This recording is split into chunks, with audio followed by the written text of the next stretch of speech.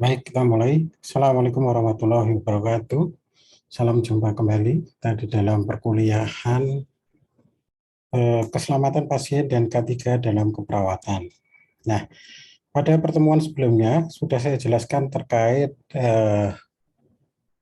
LO yang harus dicapai selama satu semester untuk mata kuliah keselamatan pasien dan K3 dalam keperawatan.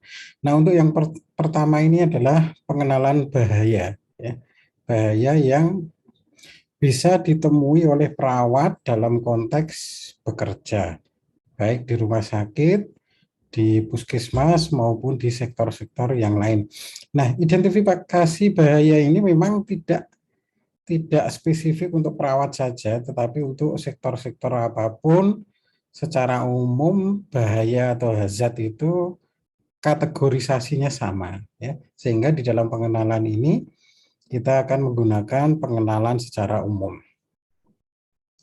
Ya, sasarannya adalah untuk meningkatkan dan mempertajam naluri kewaspadaan karyawan terhadap potensi-potensi bahaya di lingkungan kerja. Jadi dengan mengenal, ya, hazard ataupun bahaya di lingkungan yang ditinggali oleh seorang tenaga kerja, misalnya perawat, maka akan meningkatkan kewaspadaan, ya, kewaspadaan dan naluri dari perawat tersebut supaya apa? Supaya bekerja dengan hati-hati, ya, bekerja dengan kewaspadaan yang tinggi sehingga bisa mengurangi risiko penyakit akibat kerja maupun kecelakaan akibat kerja.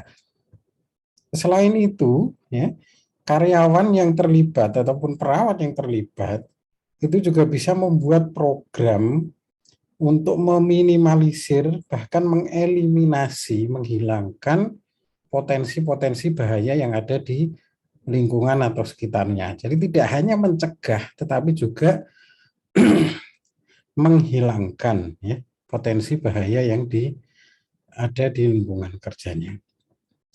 Sasaran yang kedua adalah meningkatkan cara berpikir yang sistematis dari karyawan, ya, dalam mengendalikan hazard. Jadi dalam mengendalikan hazard ini diperlukan suatu langkah yang sistematis. Kenapa saya harus sistematis? Bisa jadi hazard itu melekat di dalam proses aktivitas sehari-hari dari pekerja. Ya. Kalau dia melekat, maka otomatis setiap hari akan muncul potensi bahaya ketika seseorang atau pekerja itu menjalankan aktivitas di tempat kerjanya. Sehingga apa? Ya sehingga tidak mungkin bahwa setiap hari selalu membuang atau mengeliminasi bahaya tersebut, ya. Karena dia muncul bagian dari proses pekerjaan. Lantas apa? Ya tadi sistem. Sebuah sistem harus terbangun. Bagaimana sistem tersebut bisa mengendalikan hazard. Nah, cara pikir ini tidak hanya harus dimiliki oleh manajemen, ya, manajemen dari perusahaan, dari rumah sakit saja, tetapi harus sampai tingkat karyawan. Yang ketiga adalah melibatkan karyawan dalam pencegahan kecelakaan.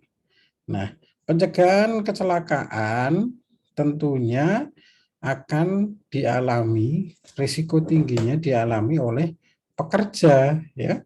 Kalau manajemen ya tentu ada risiko juga, ya, tetapi tidak setinggi pekerja, terutama pekerjaan-pekerjaan yang memang masuk kategori zona merah, ya. Nah, itu akan berisiko tinggi sekali, ya, karyawan mengalami kecelakaan kerja. Maka kesadaran akan pencegahan kecelakaan kerja ini tidak hanya harus dimiliki oleh manajemen, tetapi juga sampai tingkat karyawan.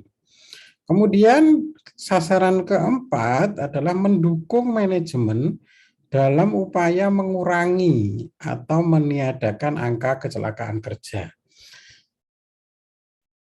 Di dalam suatu industri, ya, perusahaan, baik itu berupa layanan kesehatan, misalkan rumah sakit, klinik, puskesmas, atau bahkan industri, ya, pertambangan, ya mungkin pertambangan batu bara, minyak bumi, ataupun bentuk-bentuk industri yang lainnya, pabrik-pabrik ya.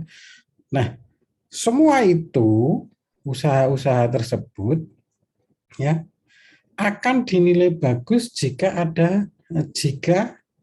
memiliki zero accident, zero nol ya, accident kecelakaan. Akan dinilai sangat bagus ketika perusahaan tersebut dalam laporan tahunannya menyampaikan bahwa perusahaan tersebut zero accident, alias tidak ada kecelakaan kerja. Itu akan dianggap perusahaan tersebut berkinerja baik ya. Begitu juga sebaliknya ya. Perusahaannya mungkin bagus ya, tetapi angka kecelakaan kerjanya tinggi.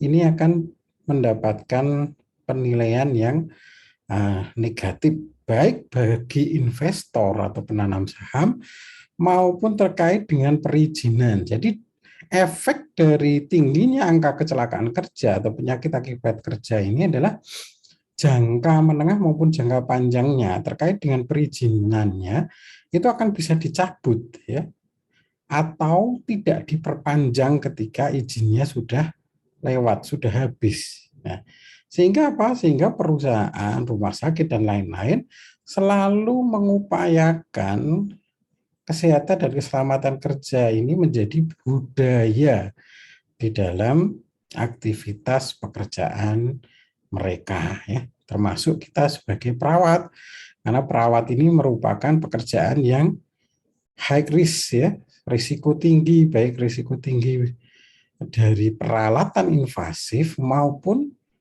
penyakit-penyakit yang ada di pasien bisa menularkan pada kita. Sehingga apa? Sehingga K3 bagi perawat itu juga sangat penting untuk diketahui dan dilaksanakan. Nah, kita memasuki pengertian tentang bahaya atau hazard ya.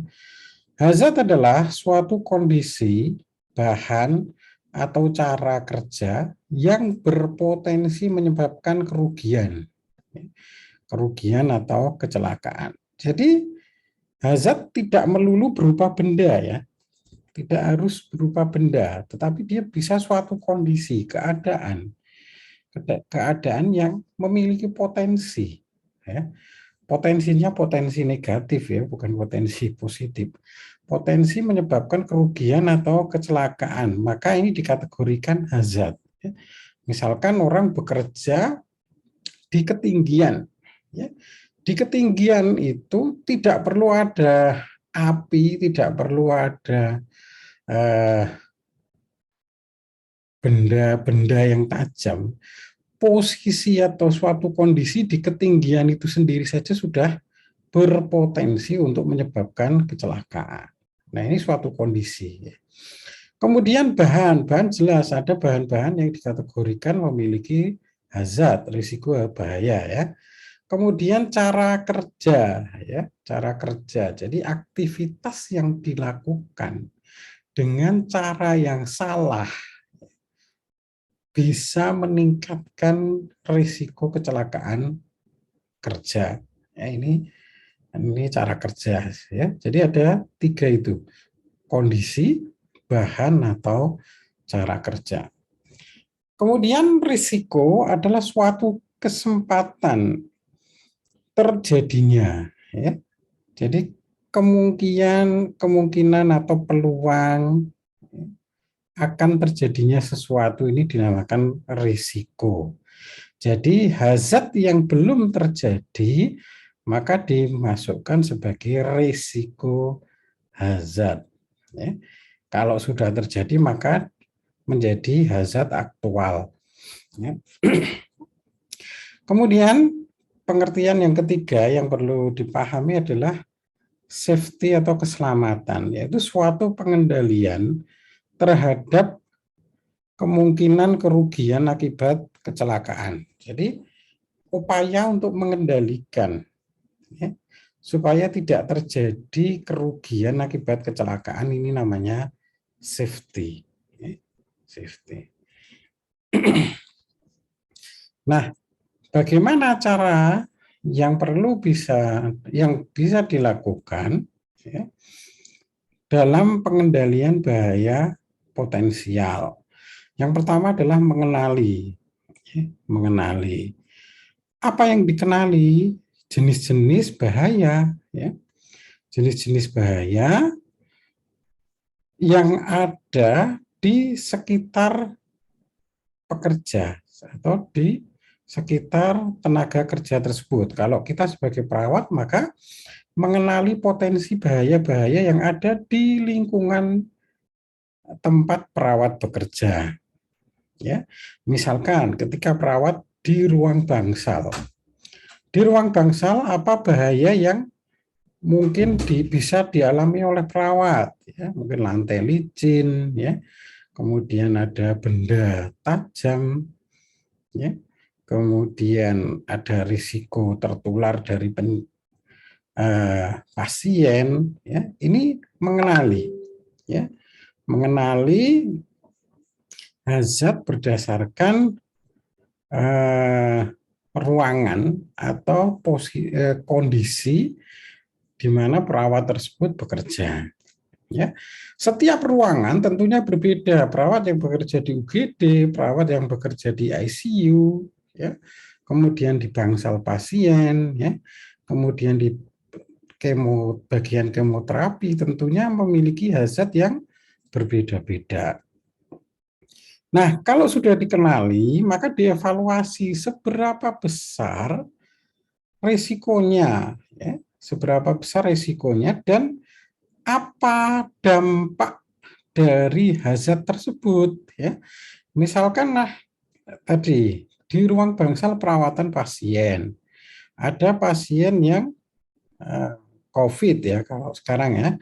Nah, kita mengenali ya risikonya adalah hazard biologis yaitu virus COVID-19 ya. Maka evaluasinya bagaimana? Tingkat penularannya tinggi sehingga risikonya kategorinya tinggi. Dampaknya apa? Ketika seseorang tertular itu bisa menderita penyakit bahkan sampai kematian. Nah, ini evaluasinya. Dari situ maka akan muncul apa yang harus dikerjakan ya perencanaannya. Ya, maka akan ada mekanisme ya protokol kesehatannya berbeda dengan orang biasa yang mungkin kontaknya tidak erat dengan pasien. Ya, maka perlu perencanaan ketika ya pasien ada yang positif, maka di mana bangsal yang bisa digunakan atau ditempati. Ya. Bagaimana perawatnya ketika mau merawat. Ya. APD-nya seperti apa, berapa lama kontaknya, terus apa yang dilakukan setelah kontak dengan pasien, dan seterusnya. Kemudian setelah direncanakan, dilaksanakan, dan dimonitor. Nah, ini bentuk langkah-langkah di dalam pengendalian bahaya potensial dari hazard atau bahaya.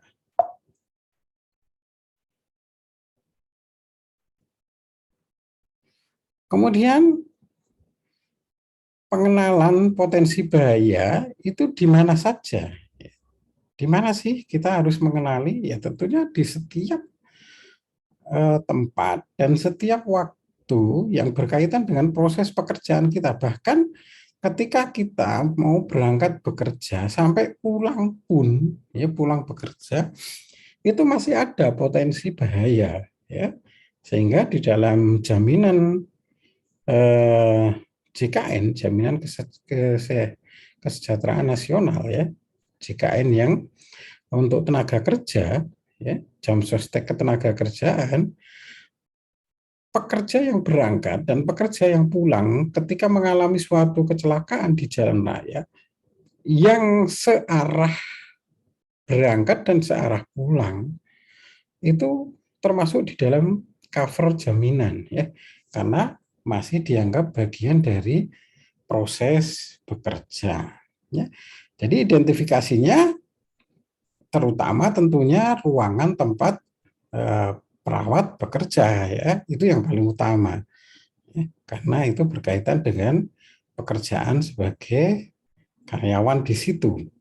Di luar itu ada Jadi berangkat dan pulang. Nah, bagaimana cara mengenali? Ya semua potensi atau peluang ya. Potensi bahaya yang bisa menyebabkan kerugian atau kecelakaan kerja, maka harus dikenali, diidentifikasi selengkap-lengkapnya, sedetail-detailnya, bahkan sekecil-kecilnya harus diidentifikasi ya. Jangan sampai kelewat karena tugas kita sebagai perawat ya yang tadi berisiko tinggi, maka dengan mengenali kita akan bisa meminimalisir kecelakaan akibat kerja.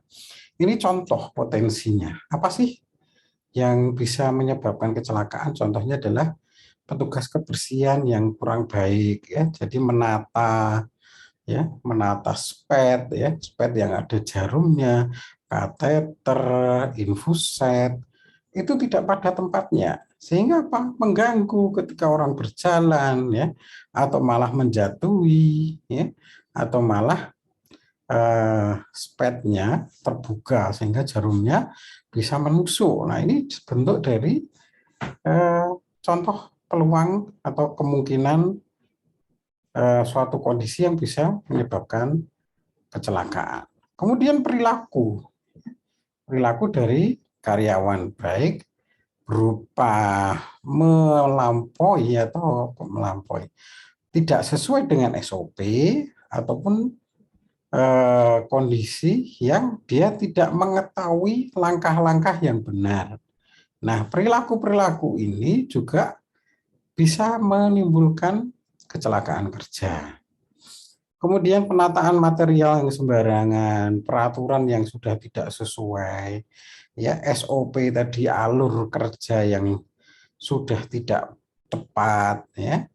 Kemudian membeli barang atau mesin atau alat yang tidak sesuai dengan spesifikasinya atau speknya tidak sesuai ya, tidak sesuai dan kualitasnya buruk. Ini juga bisa berisiko terhadap kecelakaan kerja. Kemudian bagaimana cara mengenalinya? Cara mengenalinya langkah yang pertama adalah melakukan inspeksi rutin ataupun mendadak. Ya, jadi ada yang inspeksi rutin, ada yang mendadak. Yang mendadak terutama berkaitan dengan perilaku dan kepatuhan terhadap SOP. Nah, ini bisa dilakukan secara mendadak. Untuk apa? Untuk mengetahui apakah karyawan itu patuh terhadap SOP yang ada. Ya, karena kalau dia diinspeksi secara rutin, tentunya mereka akan membaik-baikkan SOP ya, tindakan mereka tepat sesuai SOP. Tetapi ketika tidak diinspeksi, mereka melalaikan. Nah, itu maka perlu ada inspeksi rutin maupun mendadak. Kemudian mempersiapkan over guide ya. Kemudian JSH, JHA ya. Job safety assessment ya. Jadi keselamatan terkait dengan pekerjaan ya. Kemudian job hazard assessment, juga bahaya-bahaya tadi dibuat catatannya ya, sampai kalau perusahaan-perusahaan besar ketika seorang pekerja mau masuk ruangan, di sebelah pintu masuknya itu sudah ada tandanya. Oh, ruangan ini kategorinya hijau. Oh, ruangan ini kategorinya kuning. Risiko bahaya ketika seseorang masuk ke dalam ruangan apa, sehingga APD yang harus dipakai apa. Nah, itu jelas. Sehingga apa? Sehingga ketika masuk ke dalam ruangan tersebut sudah waspada, sudah menyiapkan diri. Beda kalau tidak ada keterangannya. Di dalam ruangan ada bahaya kategori kuning misalnya. Debunya banyak. Kok tidak ada penandanya? Orang masuk. Sampai di dalam baru ketahuan, ternyata tubuhnya banyak sekali. Sudah sesak nafas dia. Ya. Jadi sudah terlambat, sudah terpapar. Beda kalau tadi di dalamnya sudah ada penandanya. Orang masuk itu sudah menggunakan masker, ya, sudah menggunakan alat pelindung diri, ya eh, sehingga bisa dicegah. Kemudian berikutnya cara mengenali hazard adalah dengan mengecek standar-standar atau undang-undang tentang pekerjaan, ya, juga mengecek peraturan-peraturan yang relevan. Jadi kita harus tahu peraturan-peraturan terkait dengan perawat di rumah sakit, ya, baik secara jumlah, ya, standar jumlah, kemudian standar kompetensi, standar jam praktek, ya, kemudian kompetensi di dalam melakukan suatu tindakan. Nah, itu juga bisa mempengaruhi hazard, ya, terjadinya kecelakaan kerja, ya. Nah, contohnya seperti ini. Ada perawat yang biasanya bekerja di bangsal dewasa. Nah, karena ada rotasi atau pergantian eh, posisi, ya, sehingga perawat tersebut kemudian dipindahkan ke ICU. Nah, tentunya kompetensi atau kemampuan yang dimiliki oleh perawat tersebut ketika pindah dari bangsal perawatan biasa ke bangsal intensif tentunya perlu upgrade, ya, perlu pembaruan, ya, update terkait dengan peralatan-peralatan di ICU, kondisi-kondisi, obat-obatan, dan penanganan pada pasien-pasien yang masuk kategori intensif. Ya. Nah, ini bisa dilakukan untuk mengenali hazard, ya. Kemudian melakukan analisa data kecelakaan yang sudah pernah terjadi sebelumnya atau di tempat lain. Kemudian melakukan preventive maintenance, ya, cek, ya. Jadi selalu melakukan pengecekan rutin untuk maintenance. Maintenance itu upaya untuk mempertahankan suatu kondisi yang baik, ya. Nah, ini perlu rutin dicek, ya. Peralatan-peralatan itu harus selalu di maintenance. Kemudian melakukan pengecekan sebelum menjalankan mesin atau peralatan bermotor, ya. Kemudian melakukan penilaian risiko dan melibatkan secara aktif karyawan, ya, dalam mengenali seluruh potensi bahaya yang ada di sekitar tempat kerja. Nah, sumber bahaya utama itu ada, yang pertama adalah people. People adalah orangnya. Kemudian equipment, peralatan, kemudian material, bahan, ya, dan environment atau lingkungan. Jadi ada 4 sumber bahaya ini, ya. Bisa dari orangnya, bisa dari peralatan yang digunakan, bisa dari bahan yang digunakan, ya, maupun dari lingkungan tempat kerja. Nah, bahaya utama potensial dikategorikan menjadi 6 ini, ya. Ada bahaya fisik, bahaya kimia, biologi, ergonomi, kemudian prosedur kerja, dan bahaya psikologis. Kita bahas satu persatu. Yang pertama adalah bahaya fisik. Bahaya fisik adalah setiap benda atau proses yang secara langsung, ya,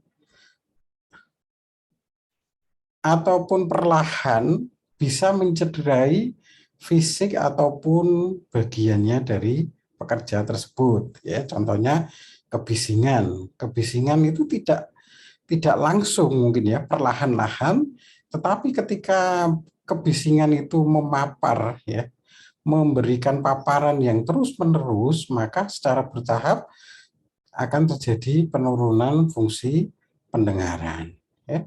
Kemudian mesin tanpa pelindung, ya, ya, itu juga bisa berbahaya. Mungkin mesin yang sangat panas, tidak ada pelindungnya, orang, ya, nyenggol, maka akan terjadi luka bakar. Ya. Kemudian benda-benda yang menghalangi jalan, penerangan yang tidak memadai, ada kemudian peralatan yang ada getaran tingginya, ya. Kemudian permukaan yang licin, panas maupun radiasi. Ini termasuk kategori bahaya fisik. Ya. Kemudian untuk penilaiannya ada namanya NAB atau nilai ambang batas. Ya. Setiap bahaya itu bisa ada eh, angka nilainya, satuannya. Ya. Seperti kebisingan ini ada satuannya desibel. Ya. Nah, yang normal orang itu terpapar 85 ke bawah. Ya. Suara kebisingan yang normal itu 85 ke bawah. Kalau 85 saja, maka maksimal sehari hanya terpapar 8 jam. Lebih dari itu juga berbahaya. Dalam artian bisa menyebabkan gangguan pendengaran. Kalau di bawah itu bagaimana? Aman. Ya.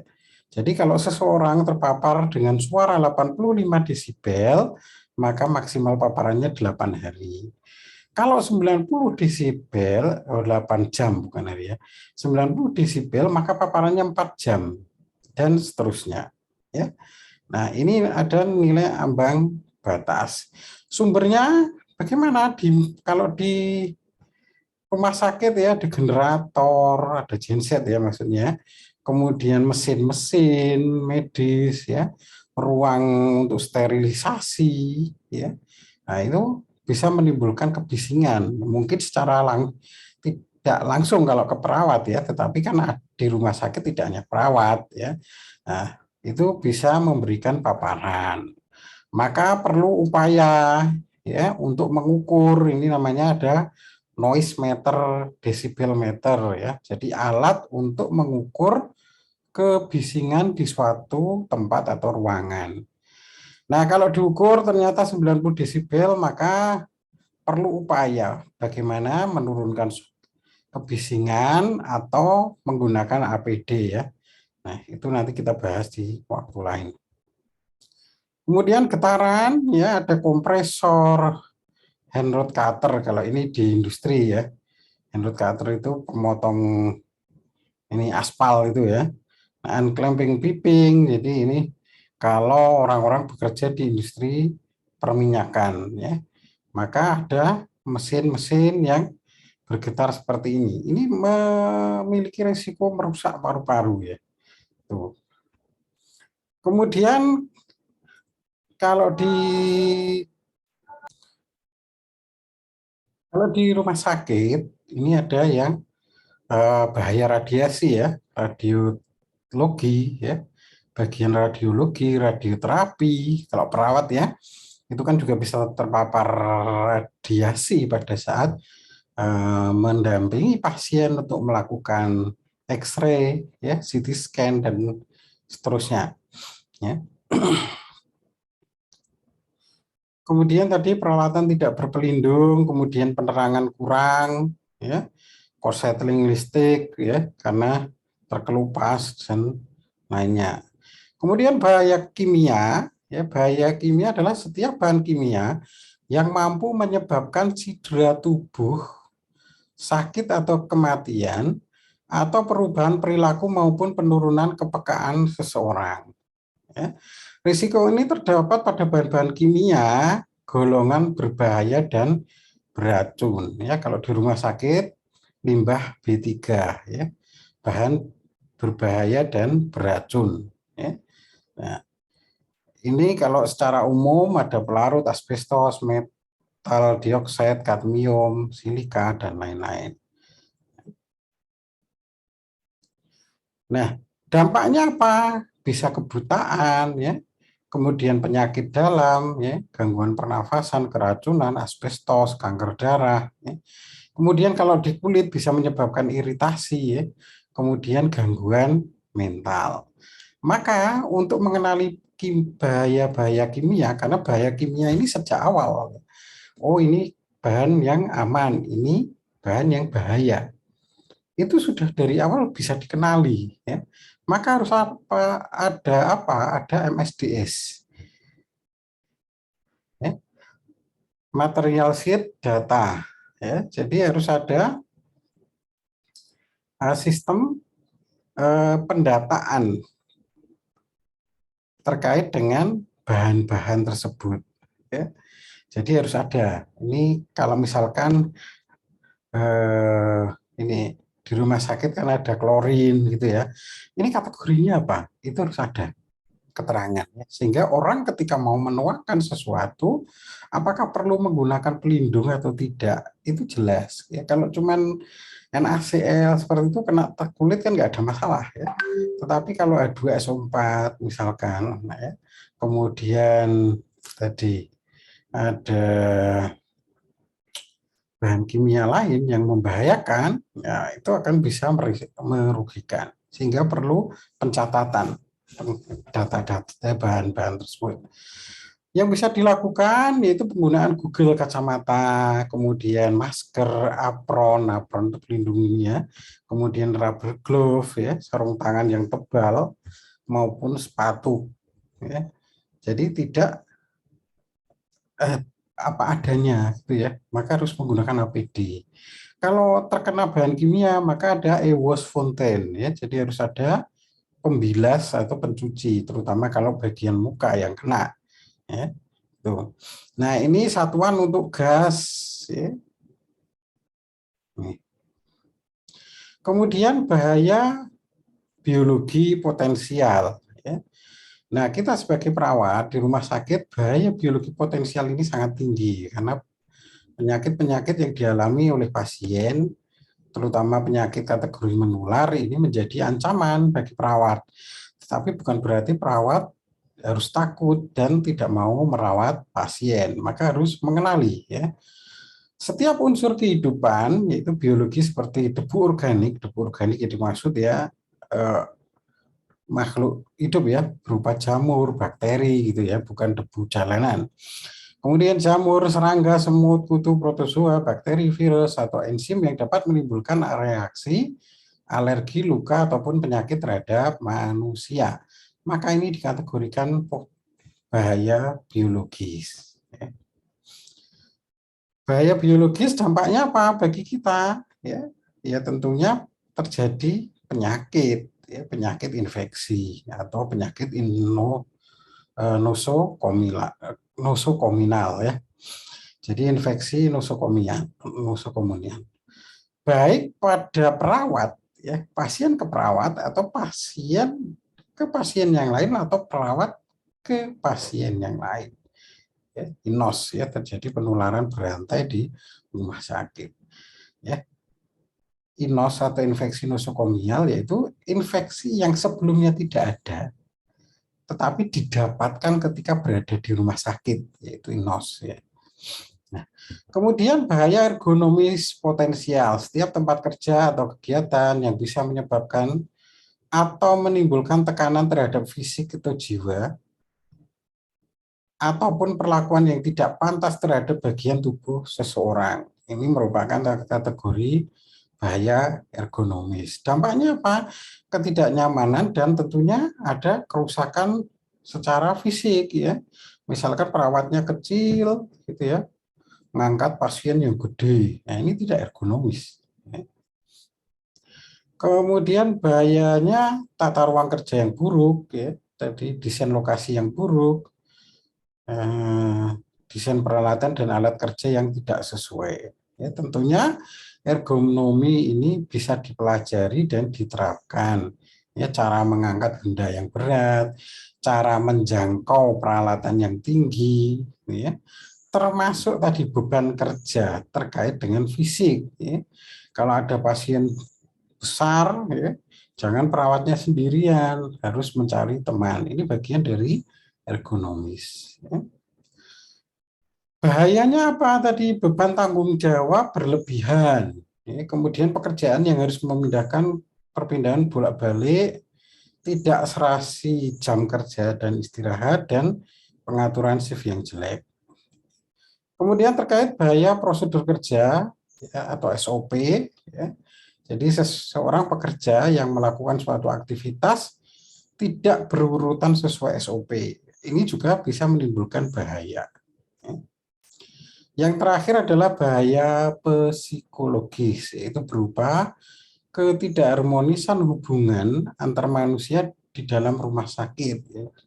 Jadi komunikasi atau hubungan antara perawat dengan dokter, perawat dengan pasien atau tenaga kesehatan yang lain tidak harmonis. Ya. Terjadi konflik kepentingan, terjadi salah paham. Ini akan berdampak terhadap perilaku dan semangat kerja. Nah, kalau sudah dikenali ya tadi ya, maka harus dievaluasi apakah kategorinya low, rendah, medium atau tinggi. Ya. Kalau low bagaimana perencanaannya, kalau medium bagaimana, kalau tinggi bagaimana. Ya. Maka harus ada hazard operability studies ya. Jadi harus ada job safety analysis dan operating guide. Ya. Jadi analisis keamanan, keselamatan dalam bekerja maupun SOP-nya.